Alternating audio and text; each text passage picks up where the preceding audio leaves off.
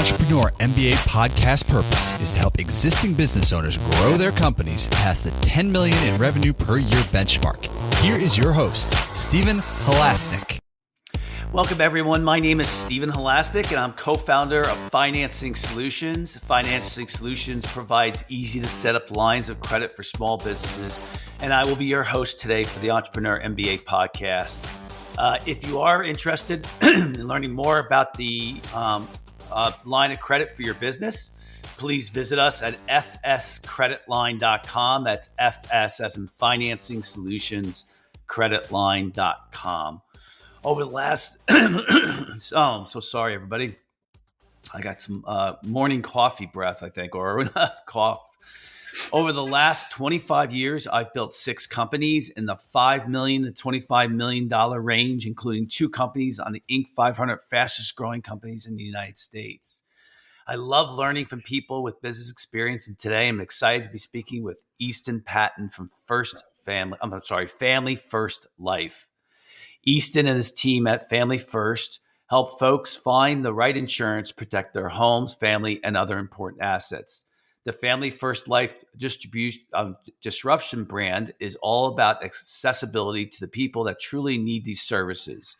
Many of his clients are typically underserved, middle to low income, overlooked, and forgotten. The other core value to his organization is making sure that agents don't just come on and survive, but excel at a high level. His group is the highest performing sales group within the entire company at First Family Life, or also his organization that he is a part of. Easton, welcome to today's Entrepreneur MBA podcast. Stephen, thanks a bunch for having me on. I really appreciate you. Sure. So today's topic is something that I know something about as well. And you know, it's something that when I go to pick guests, I look at the topics that they're going to talk about. And if I think they're going to be really good for our listeners, I definitely move forward with them.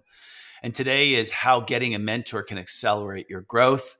I had a mentor for over 20 years. I can attribute almost all of my success. Well, I wouldn't say that. A lot of my success to him in many different ways. And we'll kind of talk about it as well. But so I think it's a good, I think most people want a mentor, and they're just so hard to find. And so maybe you could share with us a little bit, Easton, your experience with either you having a mentor or you mentoring other people. Yeah, that's a great place to start. So as you know, when you're first getting into any kind of business, if it's your first time, so I was not even in the industry before I started doing this job. So getting into this space and having kind of no idea where to even begin, it'd be really weird to ask people that are at my same level or not involved in the business or struggling themselves on where to go.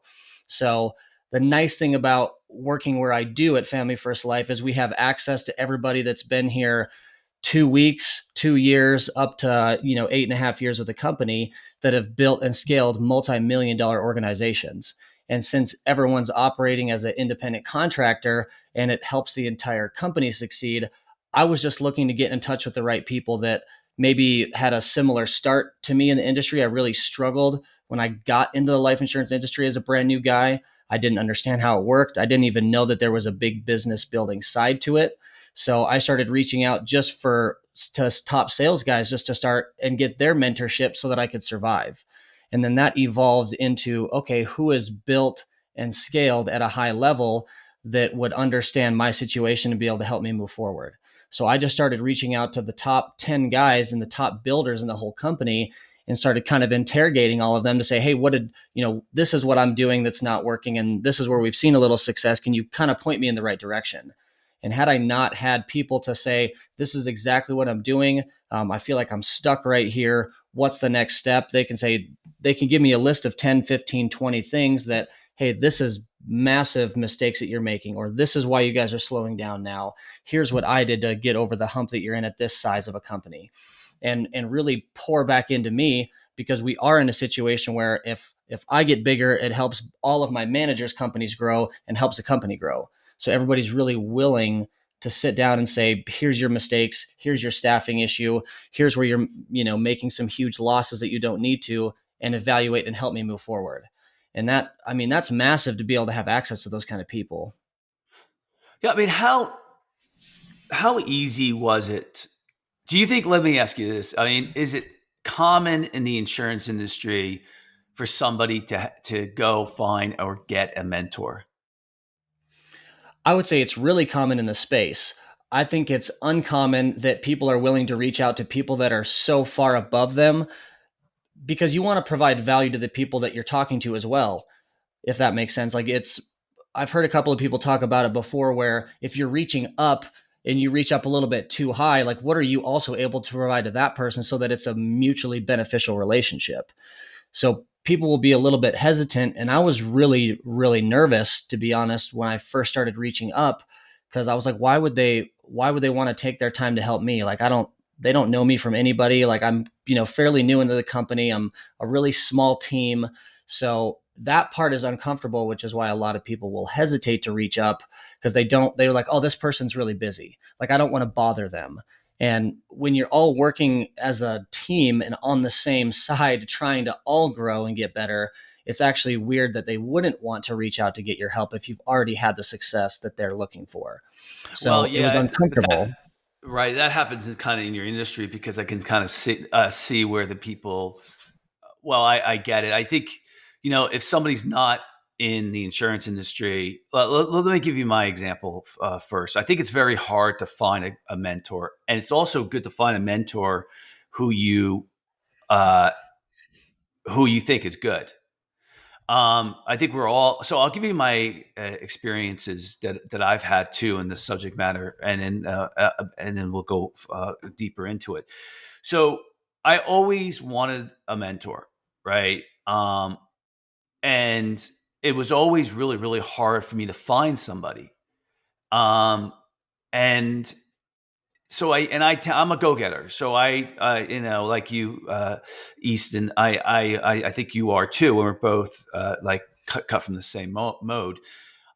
So I was kind of looking, but I never, could find one. And so then I was taking these courses called, this is after I graduated college. I was cases from the Harvard Business School at Princeton, and the professor that I was teaching the class was an unbelievably great, successful businessman.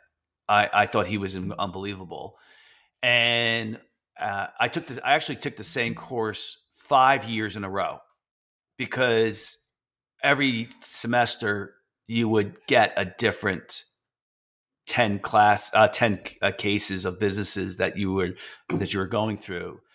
And so about maybe 3/4 of the way through those 6, like after the 4th year mark, I went to my mentor, and what he didn't know, I was asking for this at the time. And I just went to him. I said, do you mind just, sitting down with me for lunch and, kind of going over, some of my business ideas? This is before I had my first business. And he said, sure. And that turned into us meeting every quarter, every 3 months for 20 years. And not only was he the smartest businessman I ever had, or knew, he was also somebody who was very positive. And as you know, when you're building a business, you need somebody sometimes to be a cheerleader.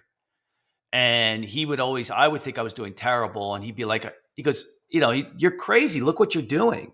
You've done this, your revenue is this, he goes, I think you're doing great. And that was a big benefit. And I was with, he was my mentor for 20 years. And, but my first thing that I learned was, don't just as he became more of a mentor to me after 10 years or so, I realized that I was beginning to know more than he did. And that he wasn't as great as I thought he was, which he was. But I learned that early on. I jumped to the idea that someone was, fantastic. And so, you know, that's one thing. The second thing, after we stopped being mentor because it kind of ran its course, I then went to the CEO of Priceline.com. And and just an example of Easton, what you're talking about. Um, I went to him and I asked him, I had lunch with him and I asked him to be my mentor. And I was already pretty experienced. He had built $1 billion companies and went public. And I was at the time a $10 million company. And he just really wasn't interested. I think he wanted a bigger play. And so that kind of didn't work either. So, I mean, I just wanted to get out my experience and to illustrate, Easton, what you're saying kind of to be true. For you, it was kind of easy for you to find mentors, but I think for most people, it's not. And so, I mean, do you have some suggestions that if someone wanted to find a mentor, how they might go about doing that? Yeah, I would. So to your point, talk about reaching up to the Priceline guy. For me, I would start with someone that's a little bit closer to my size. Like I would never call our CEO if I've been here 3 months and recruited my first person to work with me. It would be a weird conversation and relationship for us to build now. So I started with the guy that was one level ahead of me, and he basically brought me as far as we could possibly go together. And we're still, work together on a daily basis. But then it's like, okay, now you're at this level. Who can take you from, a 5 million to a 10 million to a 20 million? Then I will say, Stephen, that our situation is a little bit unique because to have access to a streamline where I can just make a phone call and go up levels is very unique. So most people can't do that.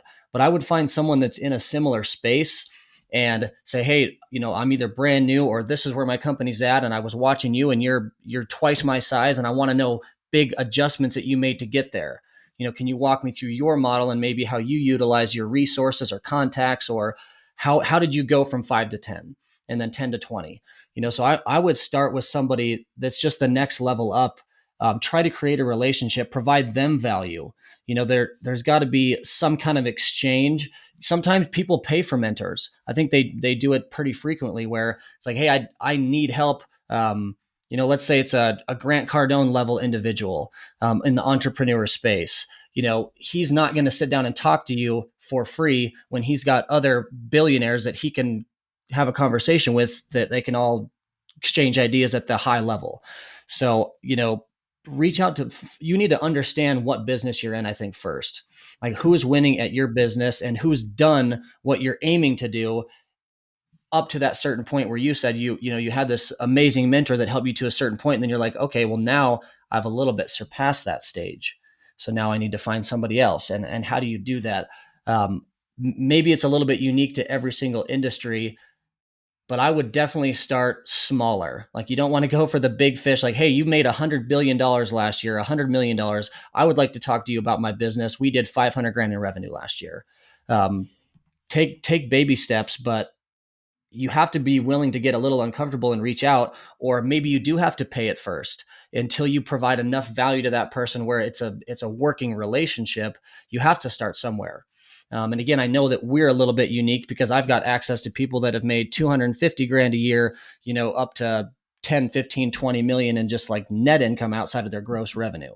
So that it's not very common where you work at the same company and these people will just have a conversation with you that have done it. That's where I would start. All great point. Yeah, all great points. Really, I really like what you're saying. I think I think the first thing that I would say is you don't be afraid to ask.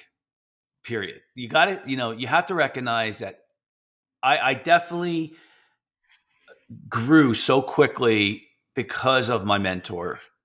Okay, he got me. It was really. I think I accelerated my business experience and growth, I guess, astronomically, really. And so it was an incredible value for me to have him there. I wouldn't say like my business mentor and I, who are still good friends, what happened was at some point he the stuff that he was teaching me, I learned it all. Right. And so after that, it just became just friends, and, it became equals, I would say, in some spec. But I think you're right in saying, anyway, listen, I think finding a mentor is hard enough. Yes. Is it better to find somebody who's maybe 2 steps above you instead of 20 steps above you? Yes. But if you could find that one person who's 20 steps above you, that's good too. Right. You can have more than just one mentor. I'll give you an example. My mentor, he has 2,100 companies that are incorporated. Right. And he has quite a number of companies that are offshore that he uses for tax purposes. And he would start talking to me about offshore tax benefits. And I'd be like, I'm a $3 million company, But he would go off in this tangent. And I was like, well, that's good, but I don't think that's going to help me, But all the other stuff that he was there, plus that he was such a positive guy, was just so advantageous to me. One of the businesses I'm in today is because of him. He kind of introduced it to me. So, and so it worked out really, really well. And the other thing is there's some things like, back in those days, which was about 30 years ago, there was no coaching. Now everybody and their mother is a coach, and, they're trying to earn the money as a coach. I also had a coach that I thought was excellent. But my advice to you is, if you're, a lot of people are probably saying, oh, I'm not going to go the mentor route. I'm going to, maybe pay for a coach. My suggestion is you better make sure that coach has experience and has done it before. Because I would say 99.9% of the people who say they're coaches haven't done what they're coaching. And that's not good. That's not experience. That's not, I think, a mentor. Did you ever go that route where you were looking for a coach that was paid? So again, since being in the space that I'm in at the company that I'm with, I couldn't, when I was brand new, I couldn't have afforded to pay anybody anyway. I was in a very different financial situation. Like most people that want to start or become an entrepreneur, like, you're not typically starting with $50 million that you already have. And now that I've got this money, I would like to start a business. So, I was trying to create that. So I couldn't have paid for a coach anyway. But I've heard you talk about this before on some of your other podcasts, Stephen, where why would you ever go try to learn something from someone who read it but hasn't executed or doesn't have the experience? If you haven't taken the risk, if you haven't put yourself out there, if you haven't grinded through the build, it'd be really strange to reach it. Now, I would reach out to you like, hey, this is how my business works. You've built a bunch of different companies to a good size. I understand that we're not in the same space, but how did you accelerate? And at least we could have a conceptual conversation about what you went through and how you built it and how you scaled. And I can't have that conversation with someone, and this is not a jab at, professors or teachers, but I understand that you can read an econ book and regurgitate the information, but you've never taken a risk and built. So I didn't want to talk to anybody that hadn't executed something at a really high level. So I was, I would have no problem paying for, maybe a really high level coach if I got into a different business or a different space, but I have access to those people that are free to me right now. So and getting a mentor, I think a great mentor will help you as far as they possibly can, and then direct you to the next person or advise you to reach out. Like, listen, Stephen, we're at the same level now. I can't take you to the next step in your business or help you open another one. I've never done that before. I only have one business. So if you come to me and want to understand how to balance and use, offshores for tax advantages, like, I only have one company. I don't have a bunch of companies, so I can't help you with that. And that is what my very first mentor did such a great job of. And something that he taught me how to do was, you're going to get into a spot where you can help somebody so far, and then you've got to point them in the next direction. Say, hey, I know a guy that went from 10 to 20 significantly faster than I did. So why don't you reach out to him? And they'll kind of aim you in that direction of, hey, this is it. I've taken you as far as I possibly can. I've taught you everything that I know, that I learned on how to build and scale to this size. Now we're right about in that same window of size. So who do we need to talk to next? Well, I would talk to this guy because he's the one that helped me go from $1 million to 5. So why don't we talk to him first and see if he can help you as well? And I think recognizing that is pretty important. Yeah, I have this saying that I tell people that I kind of tweaked. I say, those who do. Those who can't do, teach. Those who can't teach, consult. Those who can't consult, coach. So it gives you the level of, finding, and you know what, there are a lot of people really who have good experience that really will mentor you. Like I know, Easton, you said early on, what's in it for them? Everybody who's been successful wants to give back. They really do. Okay. Now, they may not be willing to meet with you every week, but once a quarter over lunch. And my mentor also, I think, he really enjoyed meeting with me because at times I would be able to introduce him to ideas from he's a much older man that by 40 years than I was. And I would be able to introduce him into what's going on in like the newer marketplace. And, I think he he was a sharp tack guy, boy. And so, but he liked that a lot. So, I think the hardest part, I think all our listeners are probably saying, okay, where do I find this mentor? Right. And Easton, you, like you said, you had kind of this built-in network. Well, like I didn't. Right. So like, first thing is it always has to be on the top of your mind. I need a mentor. I need a mentor. I want a mentor. And so one of the things that I would suggest is number one is ask friends. Do you know anybody who's very, very successful in building a business? And then, can I, meet them and introduce myself? And then my first advice too is just because they say, if you speak to that person, they say yes, don't just jump into the bed of them so quickly because you're so happy you found somebody. Get to know them. They may not be as good as you think they are just because they have a successful business, or they just may not match your personality, and you don't have to say to them, hey, I'm looking for a mentor. You can say, hey, I'd love to pick your brain and learn, what you've been doing. And do you think we can grab lunch? After that lunch, if you think it's a fit, then you can ask them. Because there's sometimes having someone who doesn't match with what you're looking for isn't really the best solution either. They can really send you off. I think I did that. I did that once before. I had one guy who had built a company that was like 20 million, and he was in engineering, and he was an engineering guy. It just wasn't a fit. And I intuitively knew it at the time. So again, it goes back to the idea is that you have to ask around. You always have to be on top of mind. The other thing that I would suggest too, I don't know, Patton, Easton, if you did this too, look for other organizations to join. Like I'm a big proponent of the Entrepreneur Organization, and I talk about that a lot. It's 15,000 members throughout the United States, and you get put together with a peer group.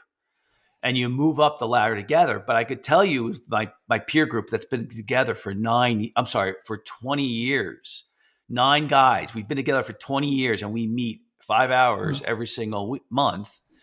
They open the avenue to other people that might lead to mentors as well. Now, do you belong to any organizations that you think have helped you certainly grow?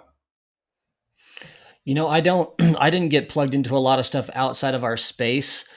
One thing that I did do is I was pretty fortunate. I met a guy when I was back in college that had built and scaled an airline business, like a charter company from scratch by himself. And, he's in his early 70s now. And he came and spoke at our school, and I actually used to kind of work part-time, on and off for his wife when I was in college, and she was a VP of Mary Kay for a while. And, he had built this Alpine Air company and sold it. So guys like that, where I had built some kind of little relationship with him when I was, working for them a little bit in college, I started reaching out to him, like when you hit like a wall, just to get some bigger business perspective, because I've been really lucky. I've only been doing this 3.5 years. I've only been in business for myself and trying to build a business for 3.5 years. And really the first year was more of like learning the industry and trying to understand what I was doing anyway. So I was reaching out to people that had built and scaled other multi-million dollar businesses outside of what I did to get some perspective or some recommendations, and just get some feedback on, this is what I'm doing, this is how our business works, and this is where I'm stuck. I can't seem to get past this wall. When you hit that in your business, would you be willing to take 15, 30, 45? Like, how long can I get you for? Because I know he's, retired and doesn't have the crazy schedule he used to, but there's people that have given up 20, 30, 40 years of their life to build something, that's $5-10 million. And sometimes it has taken them 40 years. So that's what I was looking for, is people who had to get through a lot more for a lot longer period of time, that had to give up a lot more. I mean, 3.5 years of your life to make some sacrifices and, travel and give up a few things is almost nothing in the scale of your entire lifespan. So connecting with people that I think have gone through a little bit different of an experience and really had to put it all on the line. You want to talk about risk, purchasing, planes and jets that cost $5, $10, $20 million a piece. That's a little bit riskier than hiring a staff member. So I wanted some perspective on, how did you deal with that kind of risk and, the risk of loss that you have with that, so that it really puts in perspective how small and not risky what we're doing is. But I don't have any group specifically, Stephen, that I'm connected with. I'm looking for individuals that have executed any kind of business development or business build and sold their companies at a high level, so that I can get just some generic business feedback on, how they accomplish what they've accomplished. And that's kind of the route that I've gone outside of our company. Yeah, I think that's the key. I think you're always looking for that next person who can kind of help you with different areas of your business. You get insight. You want that experienced person, right? Like you said originally. I agree with you 100%. And what I would tell people out there is, our listeners, in the beginning, for the first 10, 15 years, you're looking for someone with business experience. After a while, you start looking for someone who has personal experience, because you have other issues that are going on in your life, family, health. It's all these other things that, you put on hold because your business demands so much of your time. I do want to kind of, because Easton comes from the life insurance world, I do want to share with our listeners that my wife passed away last year unexpectedly. We were married for 26 years. And the reason why, it's just a terrible story. It was just horrible. It's the worst thing anybody can possibly go through. But the reason I raise it is because both my wife and I had whole life insurance. Is that right? That's the right terminology, right? Whole life, yeah. And so whole life, what it started out being, and I heard that it's changed a lot, and I'm sure Easton can kind of chime in here. But when I got it 20 years ago, it was a great investment vehicle, and that's the way it was kind of presented to me. And then we wanted life insurance too, so it really was a great both, right? Well, so when my wife passed, I got a very large sum of money, and although we have money, um, as a business owner, it's not as liquid as you want it. It's in the business. Now, I'm not saying I had an issue. I really didn't. But getting that large amount of money, I have two sons. I have a 13-year-old and a 22-year-old, now 13 and 22. it allowed us to go on a trip to Africa. It allowed us for me to spend money on whatever I wanted to for them, on like extensive tennis lessons, on other trips that we've taken. Um, it it made the situation a little bit better. And I know a lot of people don't pull the trigger on life insurance because they think, oh, well, I'm 40 years old, I'm not going to die, or I'm not going to die yet, or the expense is, I can put it towards something else. I would tell you it was, I'm so thankful that now believe me, I wish I didn't have that life insurance policy and I had my wife back. But, I'm not somebody who can kind of no one can change the past. But I would just recommend everybody to get life insurance. And it's just, I'm a big proponent of it. And just spend the money, go do it right. I would tell you, even if you think you have money, the liquidity of having that money, and it came within 15 days. And it was a large amount. And having that really allowed me, or if in this case it would have been my wife, if I had passed, to take care of things without really having to worry about it. So, Easton, do you want to kind of add and echo that? Yeah, well, Stephen, I'm really sorry to hear about the loss of your wife. Thank you. I think this initially when I started was a way to generate an income for my family. That's kind of where it began. And then as you get into it a little bit, I mean, if you think about it, most everybody has lost somebody important to them at a younger age than they're expected to go, so that's where this huge passion developed for me in the life insurance space, is because it became more than a transaction. You're connected with the clients. It's an emotional feel when you get your first death claim and you're the one that gets to go to bat and get them paid, deliver the check, and be that person for the other family members. That's what really kind of changed my mentality on how hard and serious that I was going to take this, because the people that we see are typically the lower to middle income that kind of get forgotten about because they're not these, big time wealthy clients that want to spend all this money. Maybe they've got 40, 50, 60, $100 a month that they can wiggle on. And that's what they have, so getting to be the person that goes in front of them, and we're a leads-based company, so we only work with people that are specifically looking for life insurance. It makes our job significantly easier. So they already understand that they have a need, and to be the person that can go over there and say, hey, here's, we're brokers, so here's a couple of options, and, whatever's going to fit your family that's okay for you guys, I'm here to help. Delivering the claim, Stephen, is what changed everything for me. And I had one of my childhood friends growing up, had a daughter that passed away at 17 days, so that's being around that and having that experience with him. These people that are young and bulletproof and nothing bad can happen to me. If kids can die young and unsick people can get sick and then pass out of nowhere, nobody's bulletproof and going to live forever.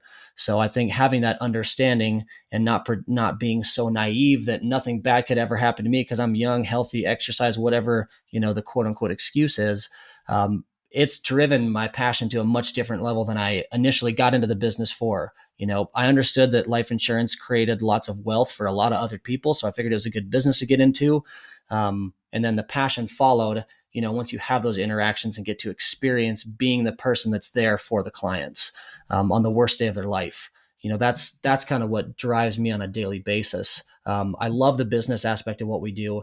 The fact that it's a service-based sales business is what makes it kind of a peak opportunity for me. Yeah, I mean, listen, I got the insurance originally, as you would think, because if I died, I really planned for what happens if I pass away. There's a variety of different things that I had done. And my wife, it was crazy. Like even when I would go away on business trips on a plane, I would leave a letter to my wife saying, open this if I don't, if something happens. And we would do a little bit of dry runs, so to speak. I'm not over exaggerating it, but about making sure where everything is, what's going on in my business and stuff like that, and what to do, like loose plans. Like, listen, if something happens to me, have your mom move up into the house, raise my 12-year-old until he gets to high school, and then move, and then sell this asset that I have and stuff like that. And, so we would talk a little bit about it, but, the life insurance was supposed to be for me to help her. I mean, what I didn't know, now I know, is that having that money from the life insurance really made my ability to focus on the other million things that I had to focus in on when she passed easier. It was an incredible amount of breathing room. And so I'm a big proponent of it. I'd rather, look into the whole life. I don't know if it's still a good investment vehicle.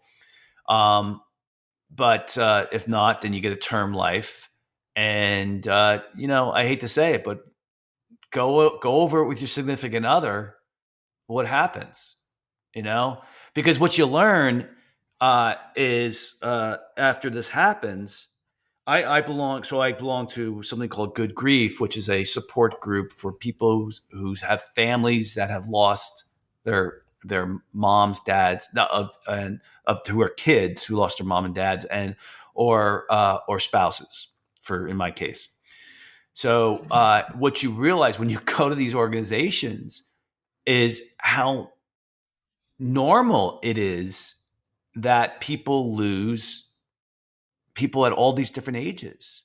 Like I didn't know anybody who really kind of died young, whatever. And then you realize, oh my God, this does happen. And it happens more than you think it does. So, anyway, I hope this helps you. And of course, Easton sounds like a good guy. You should reach out to him. I'm not, I don't know him, but he sounds like he is passionate about it and cares about it. Reach out to him if you're thinking about getting insurance. So, a mentor, I think it's a great idea. I think you always need to be looking. You can have mentors for different reasons, and just keep looking and try to, unturn every rock you can to find someone who's going to help you achieve your goals. I think that's what both Easton and I are saying. So I'd like to thank so very much for Easton Padden from Family First Life for coming on today's podcast. If you like today's podcast, please feel free to share it with a friend, and also subscribe on your favorite podcasting app. And if you like today's podcast or all the other ones that we've done, please give us a great review, because it really helps us, on your app, get the word out. They use those reviews to be able to prioritize. And we're getting thousands of listeners now. So it's really been a great podcast. And I thank you for listening.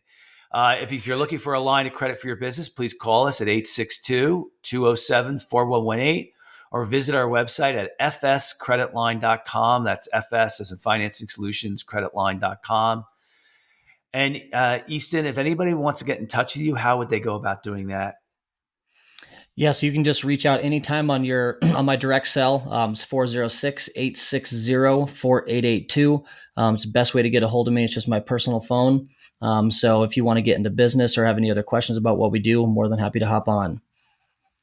Yeah, and if they does Family First Life have a website, or do you use the other? What website would they go to for that as well? Yep. So you would go to ep-financial.org. That's a direct link to our Family First Life company. And then familyfirstlife.com has a big corporate website too to check us out on. Yeah, good. Well, thanks for coming on. And I want to just, reiterate to everybody, having a mentor is a great idea. Keep looking for it. And if you keep doing it, it'll eventually, you'll find people. Both Easton and I both found our mentors, and we both agree that it's been very, very helpful in our lives. So everybody, it's summertime. Get out there, smell the roses. You're not just about your business. You have to take good care of yourself. And if you take good care of yourself, you'll be able to take care of your family, your business, and your family. All right, everybody, have a fantastic day.